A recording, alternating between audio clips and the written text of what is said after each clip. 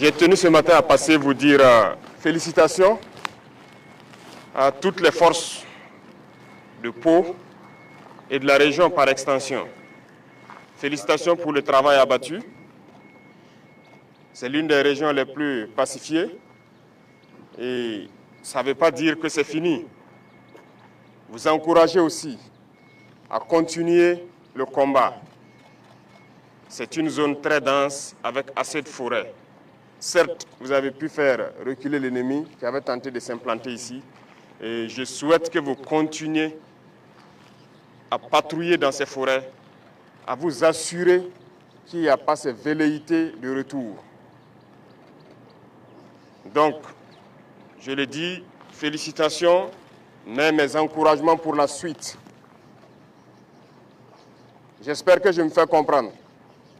Ce n'est pas parce que l'ennemi n'arrive plus à pénétrer que c'est fini.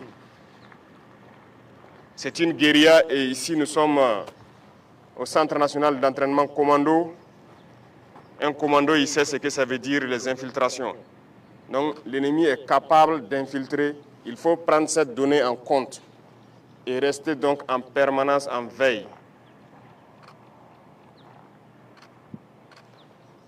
Après cela, je souhaite que chacun puisse méditer encore son engagement. Son engagement parce que nous avons une guerre qui nous est imposée. Et aujourd'hui, plus que jamais, je pense que toutes les forces qui combattent doivent comprendre pourquoi nous nous battons. Et je dis souvent aux chefs d'éléments de pouvoir expliquer aux hommes pourquoi on se bat. On ne se bat pas parce qu'on veut se battre. On se bat parce qu'on nous a agressés. On est venu nous imposer une guerre. Et pourquoi on nous a imposé cette guerre? Je pense que tout le monde doit le comprendre. Parce qu'on veut de nos terres sans nous. Et ça n'a pas commencé aujourd'hui. Ça a toujours été comme ça le cas pour l'Afrique. Souvenez-vous de l'esclavage, où on est venu déporter beaucoup d'Africains, les bras valides d'ailleurs, ceux qui étaient à l'âge de procréer, qu'on a déportés, beaucoup sont morts et vidé l'Afrique. Puis est venue ensuite l'époque de la colonisation, où ils se sont déportés chez nous, ils nous ont massacrés, ils ont massacré nos ancêtres. Ils ont tué au maximum. L'Afrique a été colonisée par plusieurs fois. Et aujourd'hui, plus que jamais, c'est une nouvelle forme de colonisation. Et pourquoi l'Afrique souffre tant? Parce que nous avons des richesses qui intéressent les impérialistes. Et je pense que tout un chacun de vous doit le comprendre. Si vous êtes en mesure de vous mettre en première ligne, de vous battre jusqu'au sacrifice suprême, comme on le dit, c'est que vous comprenez le sens de votre engagement.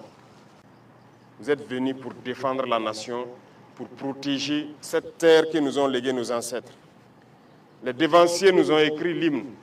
Et je pense que quand vous écoutez l'hymne du Burkina, ça commence par contre. Parce qu'ils se sont opposés à plusieurs formes de colonisation. Le Burkinabé est contre l'humiliation. Nous sommes contre toute forme de domination. Le Burkinabé est contre le néocolonialisme. Et c'est tout ça que vous devez prendre en compte. Pour comprendre qu'ils ont écrit l'hymne pour s'opposer à un certain nombre de faits dans ce monde. Et ils ont défendu cette terre et ils nous ont légué la terre. Et nous, notre devoir, c'est de nous battre et défendre nos terres également pour les léguer à nos enfants. Aujourd'hui, nous nous battons, mais pas forcément pour nous, mais pour nos enfants. Qui ici n'aime pas son enfant pour ceux qui ont des enfants? Tout le monde aime son enfant. Si un danger devrait arriver à un enfant, le papa préfère prendre le danger pour épargner l'enfant. C'est pour dire que le père préfère mourir pour que son enfant survive. Donc nous battons aujourd'hui, c'est pour les générations à venir, pour les léguer de meilleures terres et qu'ils puissent vivre à l'aise. Donc il n'y a pas de réserve dans ce combat. nous nous opposerons à tout ce que ces dominateurs veulent nous imposer. Et vous devez continuer à vous battre pour ça. Écoutez bien notre hymne. Et ça doit vous donner plus de motivation. Engagez-vous, parce que je le dis souvent, le Burkina est très riche. Aujourd'hui, nous avons grandi en effectif dans les forces armées, dans les forces de sécurité intérieure. Et en termes d'équipement également, nous avons beaucoup fait d'efforts. Mais où est-ce que nous avons eu ces ressources? Comprenez qu'il y avait de la richesse mal gérée. Et il y en a encore plus. Parce que comme certains le pensent, ou bien peuvent l'imaginer, il n'y a pas cette banque où vous allez aller prendre un prêt dans ce monde-là pour payer de l'armement. Il n'y en a pas. On ne prête pas dans ce monde-là pour aller payer de l'armement. Si vous voulez vous armer, vous devez utiliser vos propres fonds. Mais dans un passé récent, on était projeté, on n'était pas armé comme ça. Très loin de là. Je pense qu'il y a beaucoup d'anciens ici qui ont vécu la même chose, qui peuvent conseiller aux plus jeunes qu'est-ce qu'on vivait hier seulement et qu'est-ce qu'on vit aujourd'hui. Et ça doit vous donner de la motivation à vous battre. Et ça, c'est très important. Battez-vous pour vos terres. Battez-vous pour léguer un Burkina meilleur aux générations à venir. Battez-vous pour qu'on puisse exploiter décemment nos ressources et que ça nous profite. On a lancé plusieurs initiatives. Nos parents au village sont en tout cas plus ou moins contents de tout ce qu'on fait pour eux en matière d'agriculture, parce que notre population est en majorité agricole, pour tout ce qu'on est en train de faire en matière d'infrastructures routières pour pouvoir se déplacer et tout. Mais tout ça, c'est avec nos ressources. Vous regardez les images des autres pays. Vous aimerez que votre pays aussi ressemble à ces pays soi-disant développés là. Vous pensez que c'est impossible? Eh bien, c'est possible. Je disais à quelqu'un, il y a 2 ans de cela, je dis chez les autres, même les hôpitaux pour les animaux sont mieux équipés souvent que nos hôpitaux ici qui nous soignent, en termes d'appareillage et tout. Mais qu'avons-nous fait pour que nous soyons à ce niveau? Eh bien, nous allons rattraper et dépasser. C'est ce qui nous a amené à lancer des programmes également pour pouvoir construire des centres de santé modernes et équipés. Il n'y a pas de raison que nous restons à la traîne. C'est pour dire que tout ce que nous faisons, il y a la possibilité de le faire, voilà pourquoi on le fait. Et nous allons continuer dans ce sens. Ceux-là qui ont la chance d'aller en stage à l'extérieur, qui font des photos au bord des jolies rues, des jolis immeubles, c'est possible ici au Burkina. Et c'est ce que nous allons faire, pour que vous viviez à l'aise et bien. Mais pour ça, il faut se battre d'abord. Voilà pourquoi je dis qu'il faut méditer son engagement, écouter notre hymne et se battre. Vous êtes très courageux, très combattants. Mais souvent, il y a de ces attitudes qui viennent vous causer des pertes inutiles. Notamment l'utilisation des téléphones portables. Ceux-là qui vont se montrer incapables de changer, de laisser tomber les téléphones en opération, nous allons les chasser de nos rangs et nous allons les punir sévèrement. Parce que nous n'allons pas permettre que par la faute de quelqu'un qui a une addiction au téléphone, mettre la vie des autres en danger. Vous imaginez, vous êtes en détachement sur votre position. De bons soldats montent la faction, concentrés à leur poste, ils finissent, ils descendent, ils doivent se reposer. Et un saboteur se retrouve au poste avec son portable sur TikTok ou quoi, 1xBit, jusqu'à ce que l'ennemi approche, attaque, et les bons soldats peuvent mourir dans leur repos. Vous voulez qu'on les laisse dans nos rangs? C'est ce que vous voulez? Alors on va les chercher de nos rangs et on va les punir. J'ai déjà donné instruction aux chefs militaires d'identifier autant que possible ceux qui ont cette addiction, qui ne peuvent pas se séparer de leur téléphone. On va les chercher et on va les punir. Parce que ce qu'ils font, c'est criminel. On ne peut pas tolérer ça. Certes, on sensibilise, mais on ne peut pas tolérer. Vous pouvez garder les petits téléphones, ça c'est juste pour appeler la famille, mais s'il n'y a pas de raison, on fait avec. Ceux qui ont des parents magistrats ou autres qui peut-être participent au tribunal qui juge les terroristes peuvent se renseigner avec eux. Que ce soit dans les tribunaux, que ce soit les terroristes qu'on prend au combat comme prisonniers, que ce soit ceux qui se rendent, tous à l'unanimité nous disent qu'ils arrivent à réussir certaines attaques à cause de l'emploi excessif du téléphone de nos soldats. Donc s'il n'y a pas cette conscience de se débarrasser, nous allons sévir.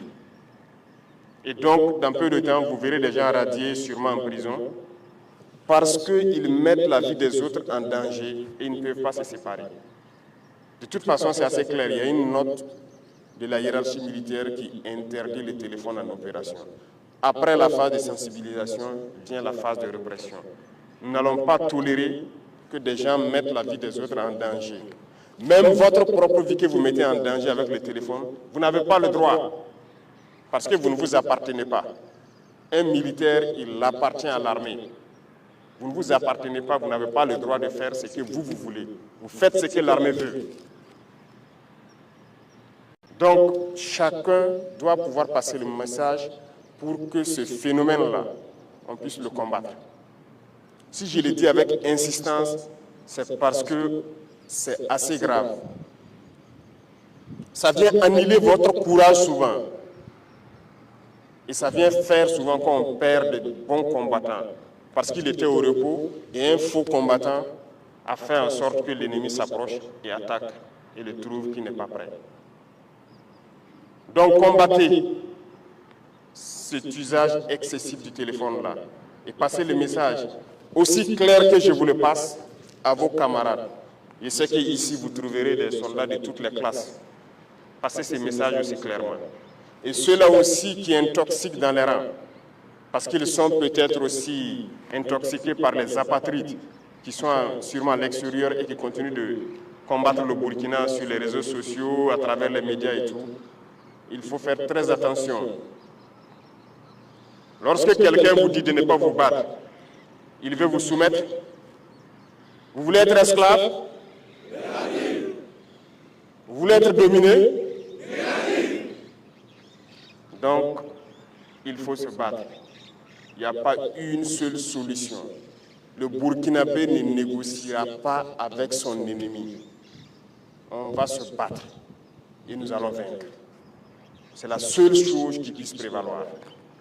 Il n'y aura pas une seule once de négociation avec qui que ce soit. Ce sont nos terres, nous allons nous battre. Ceux qui sont venus nous attaquer, ils mourront sur ces terres-là. Nous ne lâcherons rien, absolument rien, même pas un seul centimètre carré. Donc, je vous souhaite de continuer à vous préparer, de rester toujours en état d'alerte, même si vous n'êtes pas en opération, il faut rester en état d'alerte. Parce qu'à tout moment, vous pouvez être en opération. Il faut se préparer au combat et ça ne doit pas durer cette guerre encore. Parce que nous mettrons tout en œuvre pour que le combat reprenne une certaine intensité et anéantir cet ennemi-là. Félicitations à toutes les forces qui se battent et souhaiter que vous continuez à faire corps avec la population civile. Parce que c'est très très important. Nous, on n'a pas connu forcément cet amour entre armée et la population civile il y a des années de cela. Ce n'était pas facile, c'était de petites bagarres à n'en pas finir dans les maquis au quartier. Mais aujourd'hui, l'armée et la population sont soudées.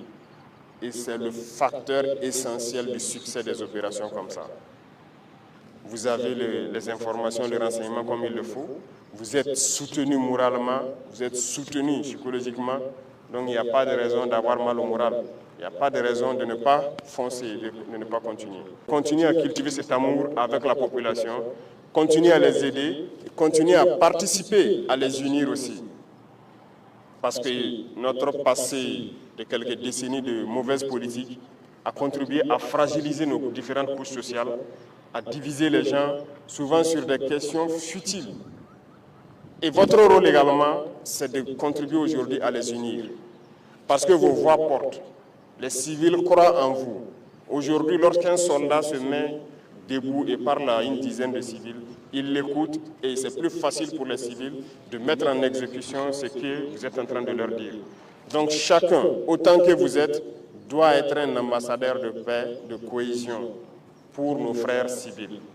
Et continuer à jouer ce rôle également, à profiter de ces instants d'amour entre nous, les parler, les amener à s'unir, pouvoir laisser tomber certains clivages qui sont nés rien que du fait de la politique. Et vous devez contribuer à cela. Parce que le militaire, ce n'est pas juste tenir l'arme et courir, tuer, non. Vous êtes formés au-delà de cela. Si vous défendez une patrie, c'est qu'il y a toutes ces valeurs que vous incarnez et que vous devez pouvoir aussi exploiter pour unir vos populations civiles. Bonne formation pour ceux qui sont toujours en stage. Bon courage. On ne lâche pas le moral. Hein. C'est dur ici, mais seuls les durs passent. Et vous êtes durs et vous devez passer. Pour ceux qui sont sur le terrain, je vous souhaite très bonne chance dans les opérations. Et continuez donc à écumer les différentes forêts pour déceler d'éventuelles infiltrations. Continuez à protéger ces populations qui ne croient qu'en vous, qui ne comptent que sur vous. Que Dieu vous accompagne dans vos différentes missions, que Dieu vous protège tout au long de vos différents combats, que vous revenez sains et saufs, nous raconter les batailles et que nous puissions construire notre Burkina que nous le souhaitons. La patrie ou la mort, nous vaincrons.